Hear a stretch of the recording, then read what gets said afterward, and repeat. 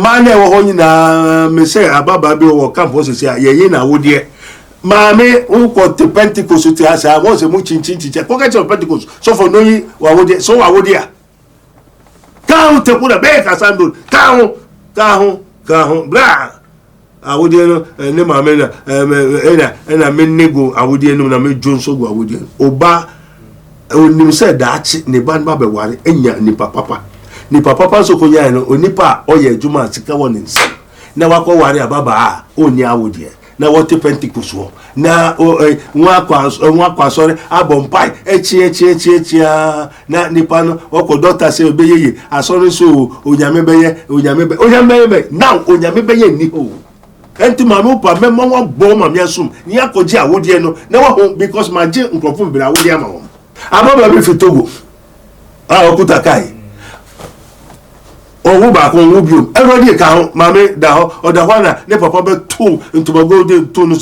kaka me de ye wenti na oni mi akọ prophet won wo buru me sa je wa wo de obu ho a ne ye na akoto punum no oda prison ho e bia no da wire mu prison na oda wire mu prison a na ondidi a nkwa esobeti a na esonti papa you prison wo murem prison nsu ase see ya ye ko no ne ye hu ne ete enti ye yetume ko yetume hu ibe ma ko sanu ko fu be was spiritual prison e wo yurem na spiritual prison no only no hwe omuso the watchman the security in the forest the terrestrial prison in the forest and say your marines Muslim yan fa onko we a yan fa onko puma ye ko yurem and then the opposite how no the odoko Giovanna Passana after the sea insurance no anwia asase krede pata wo and comfortable Giovanna Passanas and to nim ne to desert ne so underworld we we be so onwu ye wo friend ti asewo ye ne na ye akoto adakam na o se emusie ye bebire wo mu amusia wo nwu ye mako hu ena bebire so na no rade ma ye ko mochi na nkrofo no obonkomo ena ha de o ye den also emikwa me hu ne ye me aye ne me abeto mochi no enti anajo bia nkrofo kasa wo mochi no edu anajo nkrofo kasa dead bodies how so wo so no to no obonkomo o se mako hu ya ko ye no akasa mako emusio be ko na anajo be ko na nkrofo to aso se ade a odi ayeme bebere musio ho no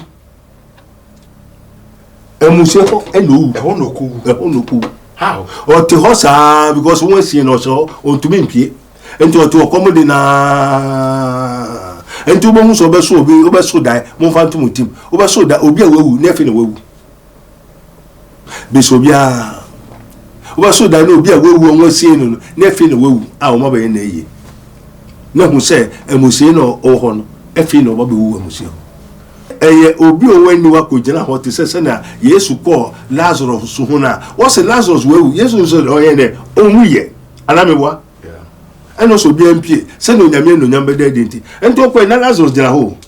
Oh, no one. And those are Lazarus bra, and those are Lazarus, and you're full on the Casal. Desperate. There was a Lazarus. Oh, boy, I was a full on the Casal, and you're full on the Lazarus and the Lazarus brand, and a Lazarus best body him, and said, oh, sorry, bye. Oh, Bushenumunu, near or no put to me na all day and Nadia. Nadia and said, Umana wa wunu se no mame kunu mame we no mame ye ni se because to me ena eteneso empese obi be ye ade papa empese obi be ye university graduate empese obi be ware empese obi sidai won wo busu afie Ghana ha busu dan bebere kona ko bubu na hwese obi tu atrasia dan na bubu no aka fa nso obi dem owu nya sika nya me ya dum na so ko bubu no wasi amana wo be sie wansana what be see that denti to me wo hon empade pa sa obi be bodam obi be yare obi eye abusua na ofri mu no ebusua me ma wo afishapa I too much age me so say when you first time out of the at one me say subscribe to your page in the mia bell na was no sira me upload bia so na onsa ebetimaka ene onyame adom me saka Dr. Abednego a me ni ba be din komo enkomo aye be di eye sunsumu enkomo nti mesro say bakonya na tenase na fe share video we so emobi so ensanke bi ene ye pese ehwe say yare wa hodro na doctor for enya anu edro no eye sunsuma de adeti na yare bia benye edro na si your particular yare binumu bi de wo ye be ye hu bibia enkoda na menya couple of testimonies of nkofo a omu yare a doctor for eni ehu edro nenso no ometumi nya oje kam ho ne ma Dr. Abednego akwa brejo Dr. Mo akwa ba too much ye no amo ho tese Christo adom tie ho ye e de rodi ase yo osa aboko mona mkwanzo yeah papa ene me ni me team e ba ya incredible ne bia yo eye confusion bia e koso amafo aye confused about sunsumu aware ena sunsumu entare na pacho se na ohunu. Yo, Holy Father, we thank you. Erode nyankopon. Adi na so tonfo eda wase. Yo, ene media for no se umpeso mu hu. Efa sunsumu or spiritual yare ene o how ni nyama ekoso. Na John 4:20-24. O say God is spirit, and they that worship him must worship him in spirit and in truth. Yeah. And they that know their God shall do exploit. Now, waka spiritual sickness, and yes, I know person. Yes. Spiritual sunsumu yare. Yeah. Yo, yare ankasa ewo hwa ne ni ho. Ewo ho. Yare ho. Well, ena yewo man has spirit, soul, and the body. Also, and the very God of peace sanctify you wholly. And I pray that the very God of peace sanctify you wholly, and I pray God your whole spirit, soul, and your body be preserved blameless unto the coming of our Lord Jesus Christ. Now a new crown on say spiritual men pe ena etiase. Spiritual men both good and the bad. When we talk good and the bad, that is those in Christ and those in the world. One you was so and you were assassin. And you know, the soul and kasakra will name the good friend of soul. Okra utumeyare. Na okra ngu. And a spirit enso tumeyare. Spirit enso ongu. Na honam de oyare utumewu. And utume nyankwa. And utume sorry. Eya honam. And this spiritual sickness, you know, ni di kind of eka ukra aka udade unipedua. And this oka spiritual sickness.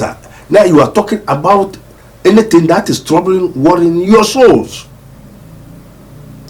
And the idea eka ukra bia ebeka nipedua no. And the way when we talk of spiritual sickness, a yarea umfa waniwe hu. Nemum eye wo ya utinka wo unipeduam. My daughter so akohwehwa onhu yare enye no na person chere. Yes, I know thing I make sure say we have the spirit, the soul, and the body. This is na ye no Jehovah for by say nipa in spirit and the spirit kwa wo nim spirit no esono bia na spirit. Obi dey black, obi dey blue, obi dey green, obi dey yellow, obi dey so different. And son of body need the one. And the soul so name, yen soul, the name spirit in the body. And you know, say obi person yawa, no sukuta spirita. Or chiro spirit and or chiro soul. No the adena man, no the yeno, na be fete oni bedua. Enti ewo ho. Na sana obe yare nso a ebeba oni pedua reso no. Na the case was sunsun. Na esi was sunsun mu a, this obi onso no sukuta honhom ni bi. And obehu ni aye wo honhom. Enti sana Kristo no obae no eno na obeye. Enti na Matthew 11:20 also come unto me all ye that are heavy laden. Come and I will give you rest, and you will find rest for your souls. Mo amusun ko ni amusun adesual mo mra na mejimu na mo kra enya hoto. And the spiritual sickness is on your soul. And as I say, soul means so that was anyway because of false doctrines and false teachings. One says, sorry now, what do you feel abroad for me by? Young fans say Ghana, Africa, mostly Ghana. I saw that Cassini for Cassia, yeah, baby churches from outside. And I'm a boy. Roman, ever once said, Wobo, a Yesu assembly, and said, Yesu Crown, Roman Catholic. Oh, that's Roman Empire. They have their religion, their own cult and culture and the paganism. And so nano Sabbath for frame. Sabbath is ever and sana Christo eba. So the Sabbatarians, that's Judaism, they don't believe in Jesus Christ. They are looking for new Jesus. And sana 7 day for. Nini free outside and yet Ghana. And sana Methodist, Martin Luther, Roman, Anglican, they are from foreign churches, religion, and so on the back Ghana. And so Ghana for number be what it free mo and no one be charismatic. But Jesus said, I will build my church and the gates of hell shall not prevail against. Jesus is talking about the kingdom of God. So we preach kingdom of God. We tell you kingdom of God that there's spiritual sickness and diseases. So when he has called to him the 12 disciples, Matthew 10:1, he gave them power against unclean spirits. Yeah. What is unclean spirit? Unclean spirits are sickness. He gave them power against devils. So sickness is devil. To cast them out. And to heal all manner of sickness, all manner of diseases. So in every sickness there's a spirit behind. Now also you have found who name to spirit kwa has any panel. And as I need panel so yard one catches spirit crying yet anyhow. Jehovah will also baby your hospital mama moja kura osi debi anamebwa. Yeah. Wandi moja and a chiribentwa warrior assorting sa one numa eduro ebibiduro. Matter what I say. Enti bebre afa ho awu a wo mo bre nye den enso ye na no Awurade asemba me wo se minim se enkwa eti se matches ana enkwa te se bibia esa na mso da bi se enkwa esa enti petro gu ka mo a esa na ensa na esa auto bi guma ka ne be kwa na nko enti esa no anto bi nguma ka ebejina enti nipa bebre wu abra wo mtam nye den enso ye ne nkwa na asa na egusu san we ho enkwan edensa esa sa botam anaso no time nkwa na asa ndi nkwa sa yetume to begum a mystery deep history and just obi a know say we name kwani what I say because Isaiah 61 Jesus declare his asset and what he's coming to do. Say the spirit of the Lord is upon me. The Lord God has anointed me. He has sent me. He has empowered me to preach the good tidings unto the meek, to heal and to set the captives free. And the spiritual sicknesses, you know, obuha near na akotupum punumuno or the prison or if you are not the real prison. Now all the real prison now undidia unkwa esobeti anesunti. Hey papa. You prison will room. You prison will room. Prison will see us. Prison will see us. How? Hey, see ya yako ono ni ye huni yete. Enti ye yetume ko yetume. Ene oje so wo mo ko deep no ene wo mo kun se ne insurance se insurance kwanda ho. Train kwan ho, car kwanda ho, insurance. Lord kwanda insurance. No kwanda insurance.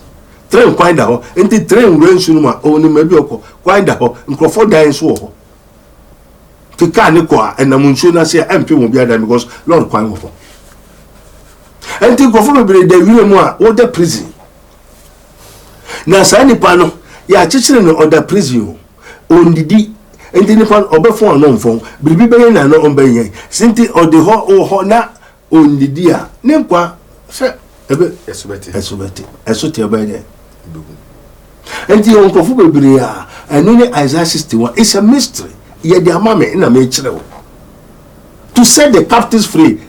one obey sane womwa yachi nomu who are the captive obi a yachi no spiritual prisons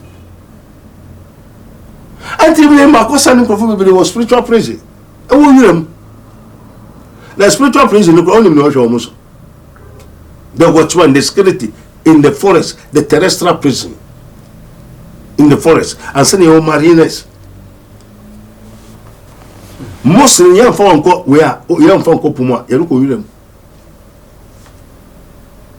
and then the opposite how no the odoko Giovanna Passana after the sea insurance no anwea asase credit pata wo and profiteo Giovanna Passanas and you nim ne loko to desert ne so underworld wo wi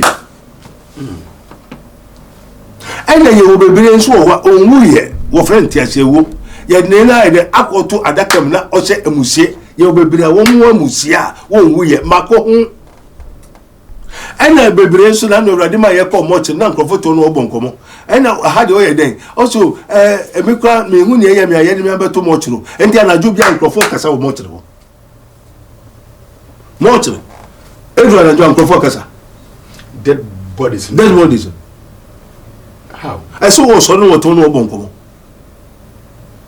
o se mako ho ya ko ye no akasa mako emusio be ko na anajo no be ko na nkrofo to ase wo se ade a odi ayeme bebre musie ho no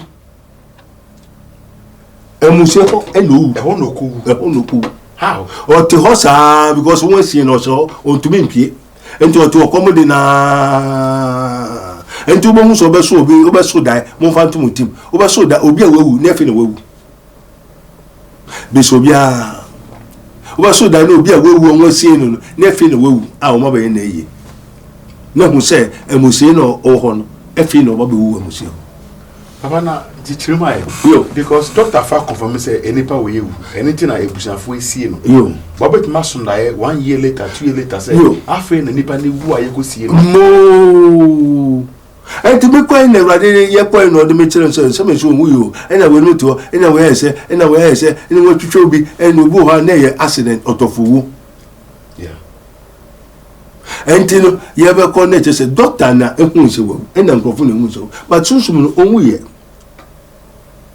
na ye sie ne do say no se eye obi owani wa ko gina ho te se na Yesu ko Lazarus so ho na wo se Lazarus wewu Yesu so o ye ne onwu ye alamebwa yeah eno so bi ampie se no nyame no nyamba de denti ento ko na Lazarus gina ho o no we hu ento se Lazarus bra ento se Lazarus enye funu no ne kasa ho the spirit there was Lazarus obo e se funu no ne kasa enye funu no on the Lazarus ne jon the Lazarus bra no and Lazarus be say body nim and say no so by okay enti ye kuta sa ade na body amaye ye ne e ko ne be hu se we onwu ye e say makoba be nipa na wu me frey obai wa sorry 2 or 3 times baby a ye papa sa nkrofo bi wu baby wo frey no sa bo ba frey no oje no enti ye ne efiwe ne ko sa ye papa nya ne furu o pai wana papa no wo me tetefo kerube sarafu mpefo ni bi okay and also on sorry or a spiritual man okay yes o mo ndia wo mo okay papa now inti say yetumi de yare no ye de ma ana otu wa na kasaba yo asema we bi sanso yepa wo mu say Galatians 3:1 I say oh foolish Galatians, who has bewitched you for not to obey the truth so that you might be healed. Also bo baby and clock kra no sisi na so na o kanyina ontie emfa ne ho enti otuwana obewu kra wide wawu enti ye obi mu ho a eye jimisem ne say den wa ba me nchen me say ade we ne eye we efiri ha so nim dia medi hu na wo so be meaning say you have been bewitched they say yare no o haw no obre no amane no obi na edi spiritual sickness does not come just like that. Papa, never say no we betimi the spiritual sickness ama obi. E kwan ben so mo for wa infant. Mo yes we be say question ama wiase. Wa cho say musu emfifem. Or how emfifutu. Ye wo nipa to. Enti fina ofimu no Job 5:6. Ye wo tu musu, tu ye musu ba. Busufu duefo ba. Baifo ba. Obunsamba. No cotton wo anoma. Nto mame ya aboa, onso ya aboa. O mame de nsuma, onso ye de nsum. O papa yo gwan a, onso yo gwan, o cotton wo anoma. Enti no se mo busu enu no.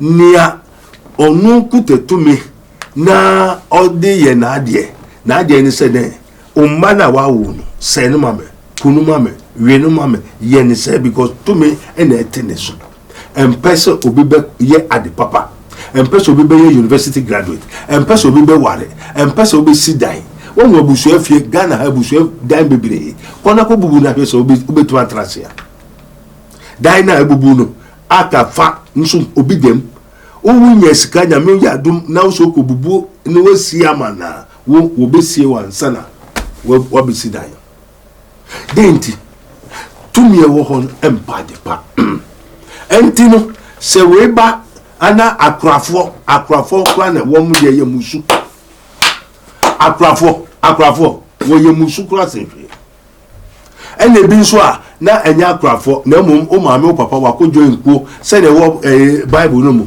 Kings, First Kings.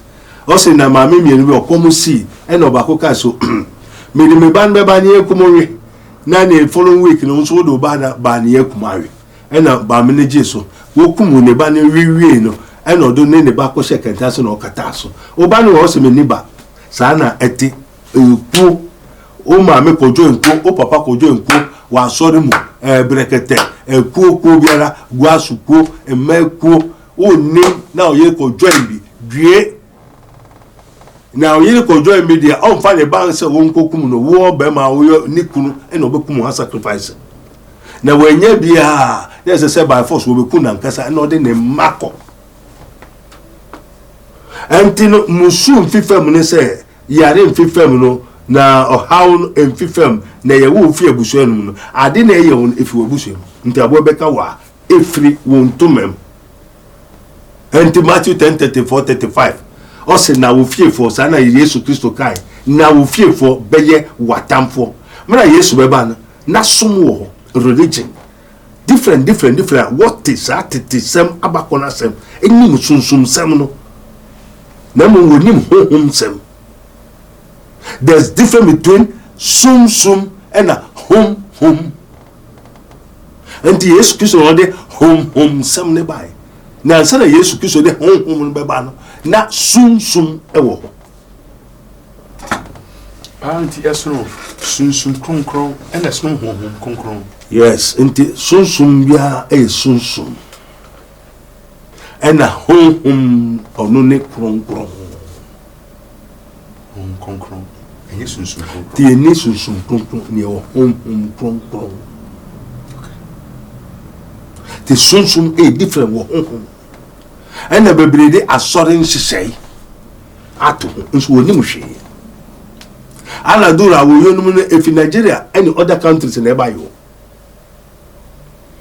And to be a practice Aladura, Nakaba, I will if you foreign and you Ghana.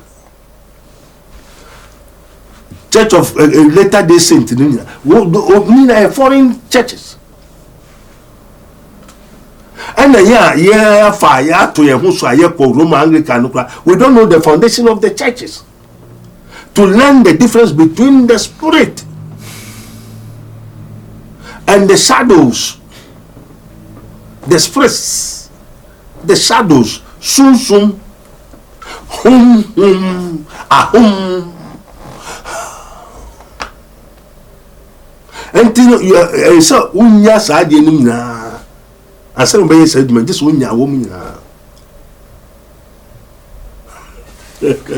until Yesu be ka honhom ne de what you say e no kire until sa obi be bodam obi be yare obi eye ebusua na ofiri mu no musu mfi fem o ha mfi mfutom ye wo nipa tumu no ye wo tumu no sen ye wo tu ebusua mfi ebusua enti wo ebusua mu no kasa wo ho kasa ni obi eye spirit ena ye nipa edaiti enti no omo no mo transfer dem out woman never transfer mo enti biribi ebe ye obi an efi wu se abontensu ne benya okura de so ofia ide amma ho kwan na okura ya bofra bone ye hwe odida na ye nya na wa obi taw na okodu fie ho aya ye nto bi neje ami David Konkora menyo me wey ayo bieve tu Ghana na fato ho na ye nkokum wa to nipa 1 cedi 50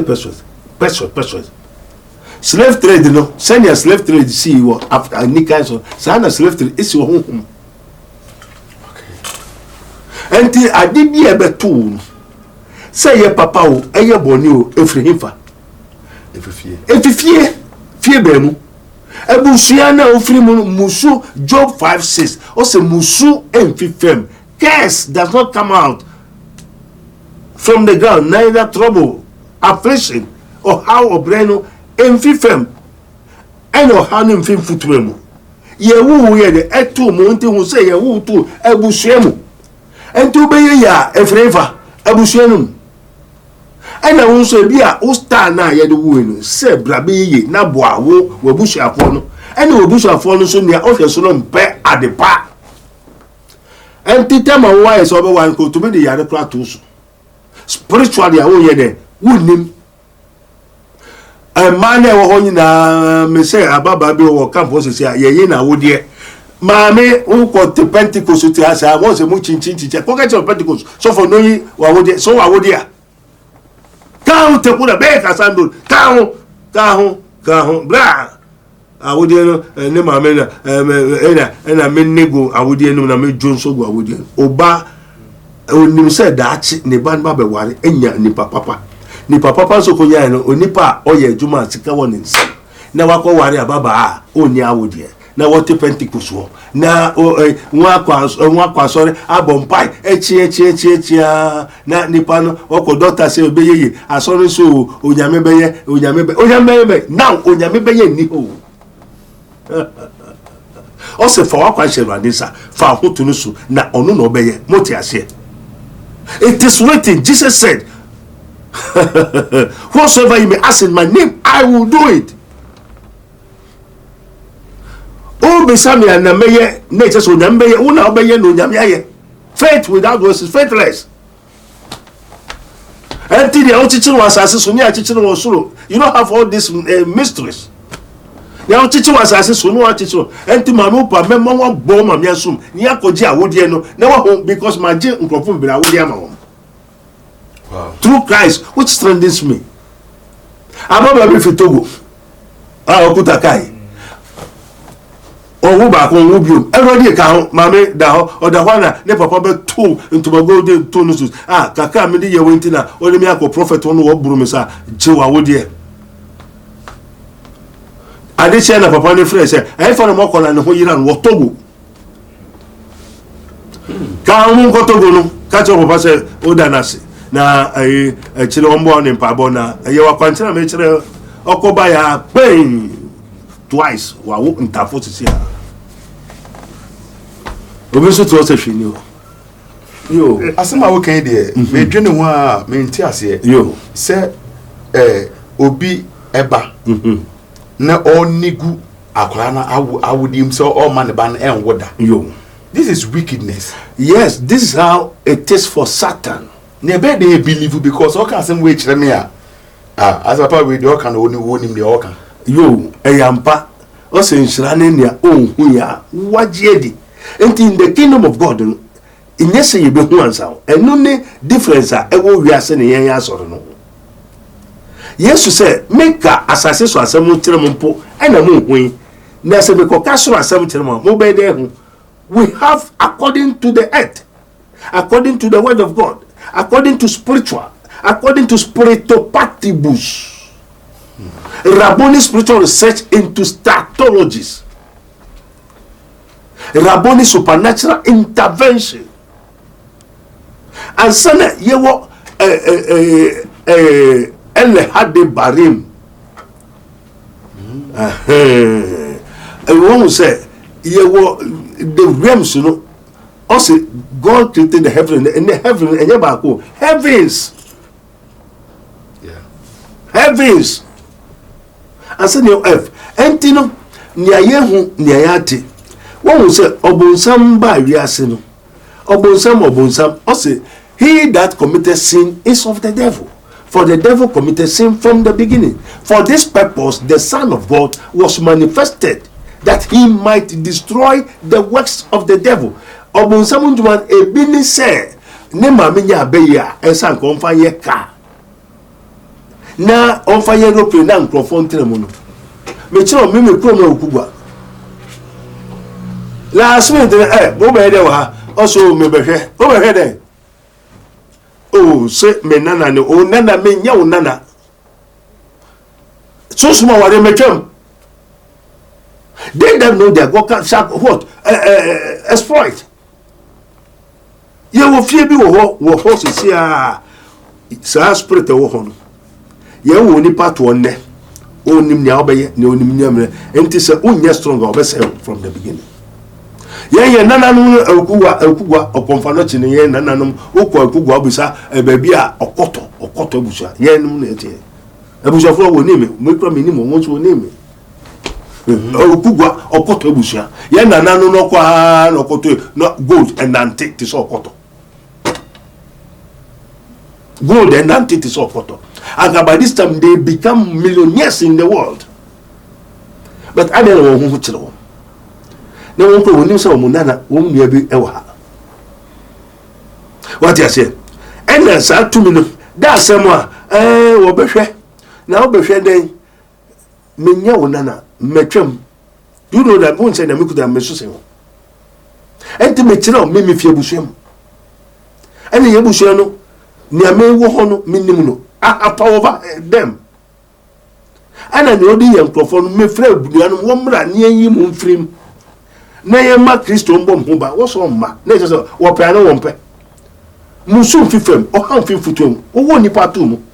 Na sa musu no busum no o hawo no oba se obewia wakum no wase enti wa wodi a wode be won onegumu kura enye na hwe because so ko okwa ware na wo a ena obenya nunyam anameboa ena okuru mehwe ena ne openu so nsabeka na waware na enunyam a ewa ware mu onya o ma mi ankasa na sa atumi no ehye ne nsa on na eduru ne so ototo fio eduru ne so kumuba no ma se unana no ma na kɔ bre onu obehwe wo no we na wodie enti wo yi ansa na okwaware na se enti na wo se memma no okwaware ya de bisa bada we no empire to me breaking ana empire breaking na wo aye de wo nim se na wodie ya yimpu na kobo umpai because baba yo in sorry bro ho no ma so for no be ka to say oh why dey we no bible say enimanum bi ho no ma e de akontre ne empire na ye te say niam abe yetimi breaking obi spiritual marriage man no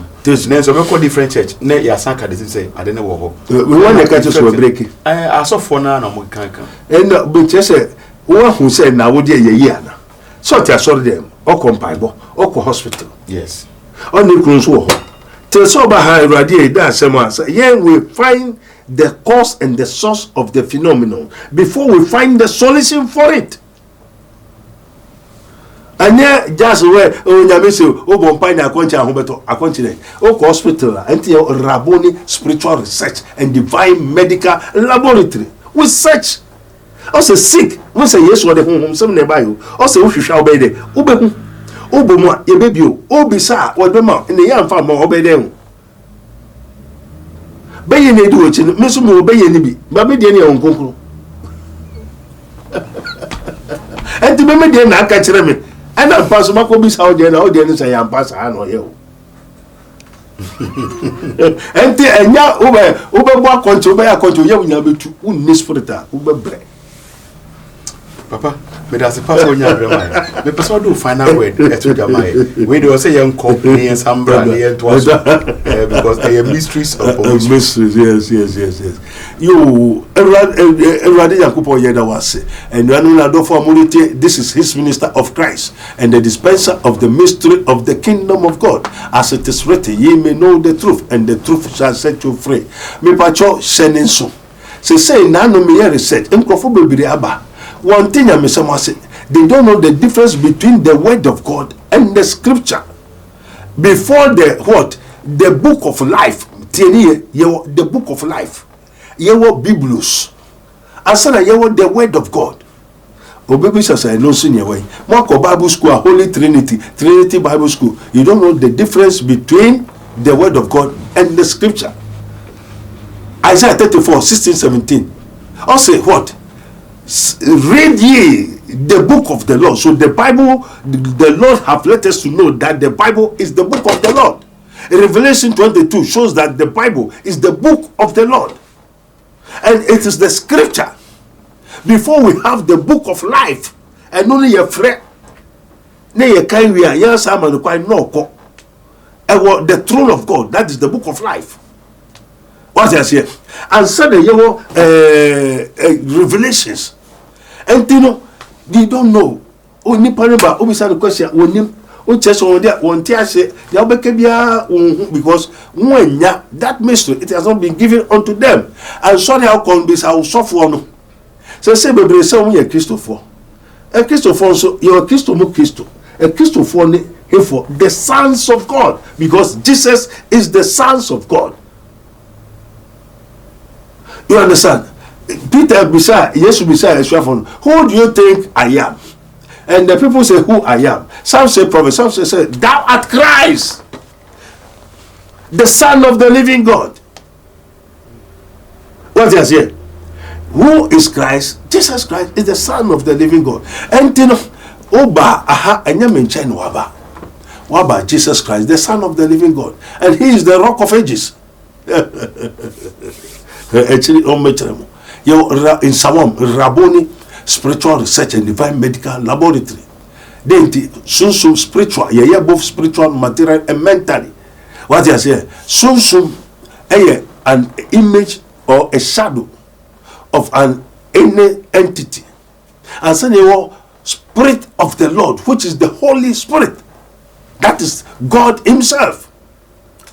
And the adina enye senya surwa na ye hefa asase ye onyama ahunhum miensa haw nipa ebi ho a na ye onyame ankasa ena edi wachi te se na Jonah onyame kire nse beye se also ye enu so onyame tumi sikwan o mani nyama nyina beye abusufo ansa na kire onyame dan ho adi enti sana yen de na ti o senya suru bu yi no Paul hu yesu sa yen ni tetefo na kasa yen ni mabi efi ena yen ni mabi ayeko enti yen ya sefo efi soro. My spirit is from heaven. That is the Spirit of Christ. And the truth. We are here to tell you the truth. And we talk about the kingdom of God. And this will be so now you are not in the kingdom of God. You don't have the kingdom of God. You don't know what is called the kingdom of God. Akakakra. You know you have to seek for your talent. And therefore your establishment. That is your destiny. The talent goes with what? Establishment. That's your destiny. Until ultimately go farm more attachment spirit and find ya sorry sorry and don't be other churches or by spiritualism, cannibalism. If you are so different in some food now baby how baby chiruswa Jesus said come on to me una obeba me nye zoom sofo trasinye bompa wo telephone so trasinye yes and there be bra o yare o how baby ekoso a bisa o hwa obehu obumo yebebu ubisa ibema yempese be kasa bebele no waso ontie na baby on nam baby akọ to be the way here repent mawie amen ebusia medase pa se wonya brenne otie mene Dr. Abednego ND enkombe ohia ne contacta meja to ase ono mo meso se so friend nko ada fa number no ase ono ne friend na one no ND enkomo I hate too much. Subscribe to your page we name me adomano se na me ye upload bi hanso na unsa ebeka aside that Dr. Abednego ebie a spiritual hospital ewo insawom oreku ekwano wa abansoro tentente fefe a spiritual hospital into uwo any spiritual issue biana then I think that we hear a spiritual attention tumika ne dwane to an ho no na oba no abobo ho ne be share Dr. Abednego I hate too much. Glory be to God, amen. The Kingdom of God ministry wishes to make this announcement to the unity of the Spirit in the bond of peace society worldwide and the fellowship with the Father and the Son and of the Holy Ghost that we are going to have special Thanksgiving crusade unto the Lord. Date 25th December to 1st January 2024. For not he that commend himself is approved, but whom the Lord commends. Gather my saints together unto me, those that have made a covenant with me by sacrifice. Psalm 50 verse 5. Whose offer praise glorify me, and to him that ordered his conversation right will I seal the salvation of God. Psalm 50 verse 23. Offer unto God thanksgiving and pay thy vows unto the Most High. Psalm 50 verse 14. Host pastor, prophet Dr. Abednego, a messenger, an interpreter, one among 1,000 to seal unto a man his uprightness is here. Venue, the Kingdom of God Ministry International in Sanwem Otuase. For further information, please call 0208-599576, 0208-599576 or 0278-977215, 0278-977215. Come and let us offer praise unto the Lord.